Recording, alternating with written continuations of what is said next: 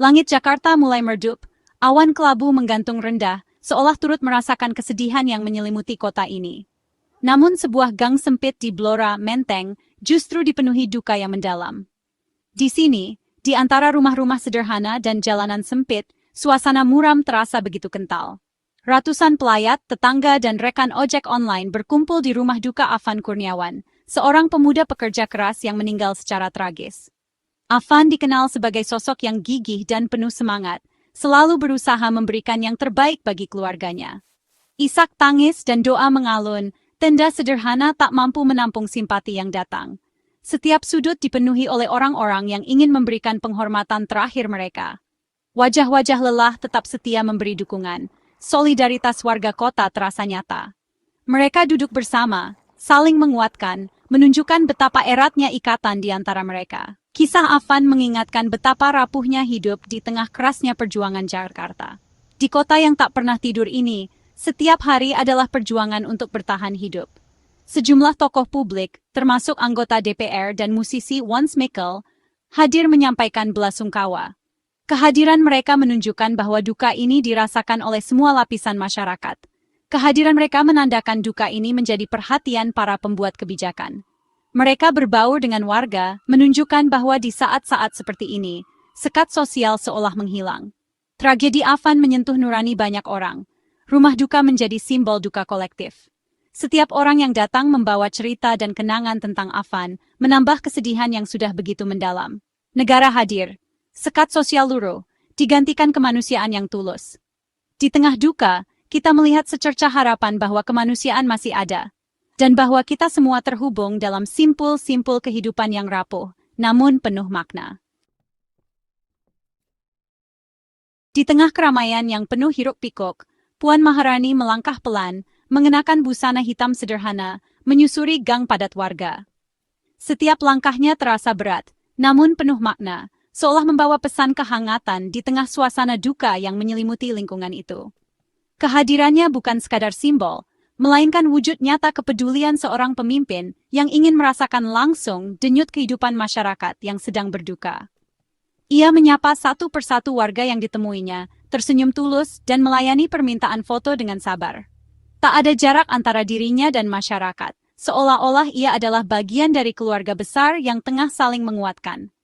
Setiap jabat tangan dan sapaan menjadi pengingat bahwa di balik jabatan tinggi, ada hati yang peduli dan ingin berbagi.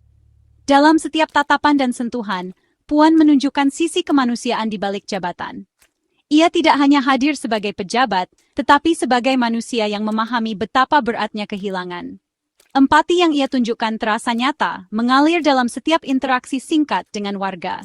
Setiap langkahnya adalah interaksi hangat, penuh perhatian, dan keikhlasan. Warga pun memanfaatkan kesempatan ini untuk menyampaikan harapan, keluh kesah, bahkan sekadar mengucapkan terima kasih atas kehadiran seorang pemimpin di tengah mereka. Banyak warga yang merasa terharu karena jarang sekali seorang pemimpin nasional turun langsung ke lingkungan mereka, apalagi di saat-saat sulit seperti ini.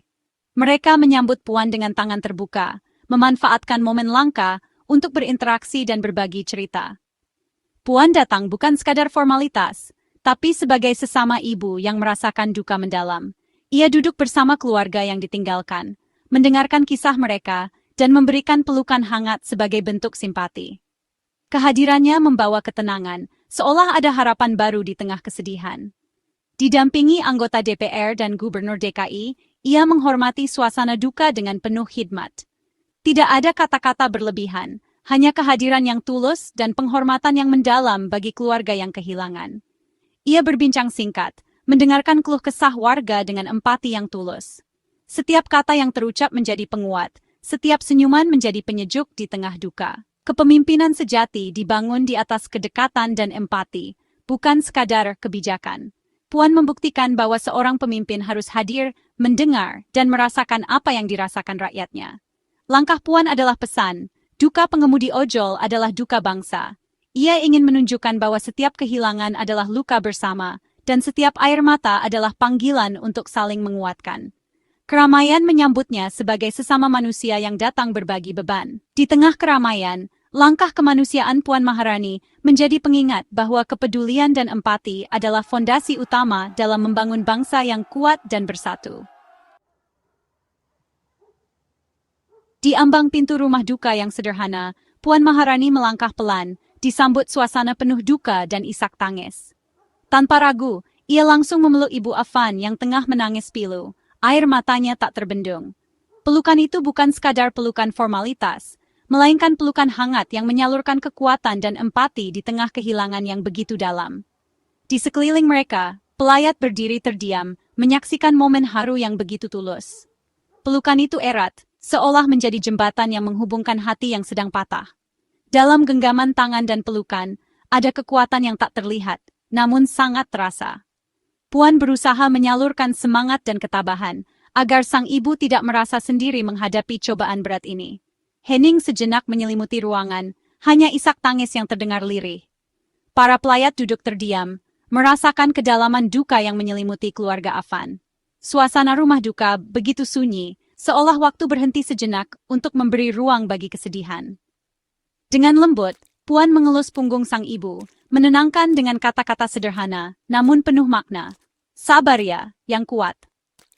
Sentuhan itu menjadi pengingat bahwa di tengah duka masih ada harapan dan dukungan dari orang-orang di sekitar.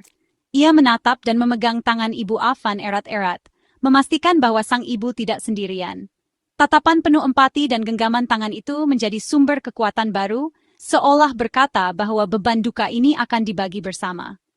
Puan pun menyapa keluarga lain yang hadir, mendengarkan kisah tentang Afan, anak yang dikenal berbakti dan penuh kasih. Ia mendengarkan dengan seksama, memberikan ruang bagi keluarga untuk berbagi kenangan dan rasa kehilangan. Kehadiran Puan di tengah masyarakat bukan hanya sebagai pejabat negara, tapi juga sebagai sesama manusia yang peduli. Ia hadir untuk merangkul, menguatkan, dan menunjukkan bahwa negara tidak pernah abai terhadap warganya yang sedang berduka. Di balik segala hiruk-pikuk politik dan jabatan, sisi kemanusiaan seorang pemimpin harus tetap hidup. Momen seperti inilah yang mengingatkan kita bahwa empati dan kepedulian adalah fondasi utama dalam membangun bangsa yang kuat dan saling mendukung. Puan Maharani tak hanya datang membawa penghiburan, tapi juga komitmen nyata. Ia memahami kepergian Afan adalah kehilangan pilar ekonomi keluarga. Puan berjanji membantu pendidikan dan pekerjaan bagi adik dan kakak almarhum. Komitmen ini bukan janji kosong, tapi langkah nyata meringankan beban keluarga. Ia sadar kehilangan pencari nafkah bisa memicu lingkaran kemiskinan. Bantuan yang ditawarkan berorientasi pada masa depan, bukan sekadar sesaat. Janji Puan memberi harapan baru di tengah duka. Ini wujud gotong royong dan kepedulian pejabat publik. Fokus utama Puan adalah masa depan pendidikan adik Afan, Pramono. Ia menegaskan pentingnya sekolah sebagai jalan keluar dari kesulitan. Harus sekolah sampai selesai, pesan Puan menanamkan harapan pada Pramono. Ia tak ingin Pramono mengorbankan pendidikan demi ekonomi keluarga. Pendidikan adalah investasi jangka panjang, memutus rantai kemiskinan. Bantuan Puan bukan sekadar karitatif, tapi pemberdayaan berkelanjutan. Pesan ini jadi seruan agar tak ada anak berhenti sekolah karena musibah. Komitmen Puan diterjemahkan dalam tindakan konkret, melibatkan pemerintah daerah. Ia meminta langsung Gubernur DKI, Pramono Anung, memastikan keluarga Afan mendapat fasilitas pendidikan. Pramono didaftarkan untuk Kartu Jakarta Pintar dan Kartu Jakarta Mahasiswa Unggul. Fasilitas ini menjamin biaya tak jadi penghalang pendidikan Pramono. Instruksi langsung mempercepat bantuan, tanpa birokrasi berbelit. Sinergi pusat daerah jadi kunci keberhasilan intervensi ini. Kolaborasi ini kirim pesan pemerintah hadir di saat paling sulit. Momen paling menyentuh adalah saat Puan berbicara langsung dengan Pramono. Harus sekolah sampai selesai, pesan Puan, menjadi amanah dan harapan baru.